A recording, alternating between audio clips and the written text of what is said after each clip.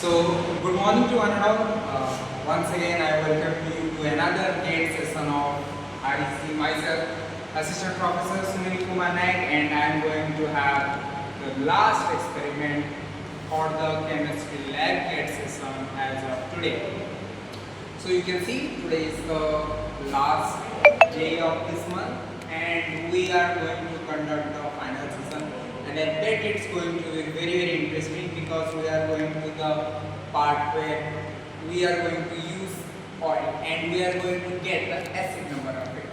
So from my talks you can have a like a guess what the experiment will be.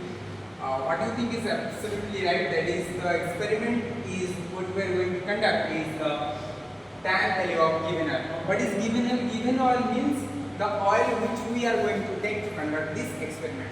So I am going to take castor oil, okay, the oil that mostly used in different vehicles, as you know, like diesel, mobile type of, okay. So first we have to know what do we mean by tan. So tan is nothing but the total acid number.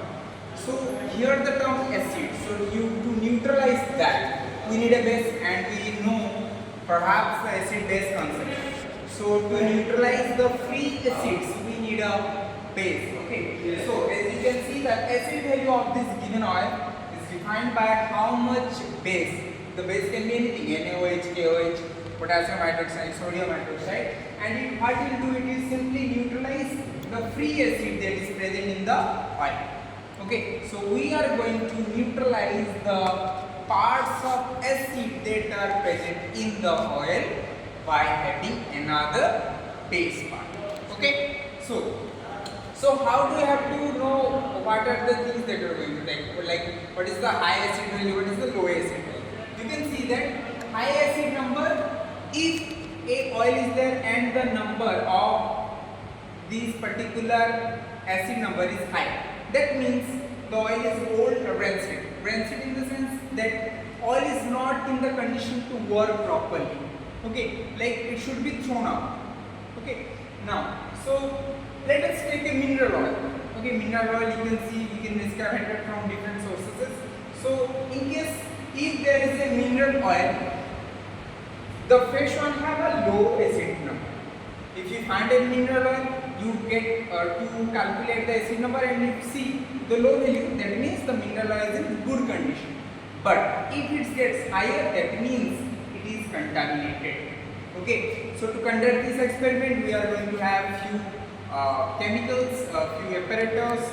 I think and I hope you know all these apparatus like burette, pipette and all. Okay, so you know conical flask as well. So we are going to see what are the things that are going to use and what are the coloration that will happen, so and so. Okay, so let's go back to our experiment. Okay, so here what we have burette, we have a different measuring flasks.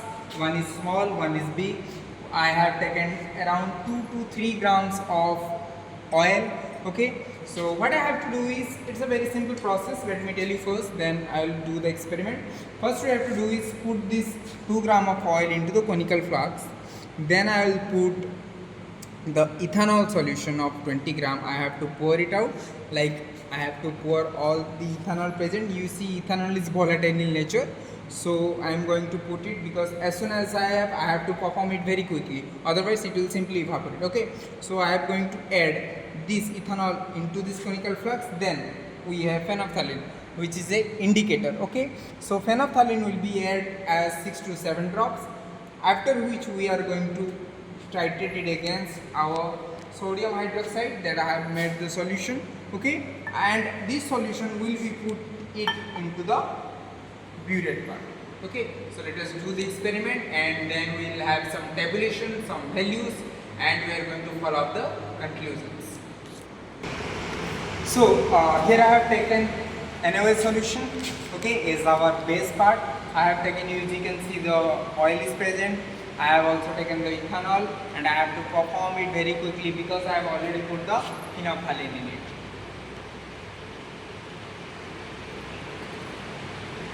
So we are going to add it dropwise.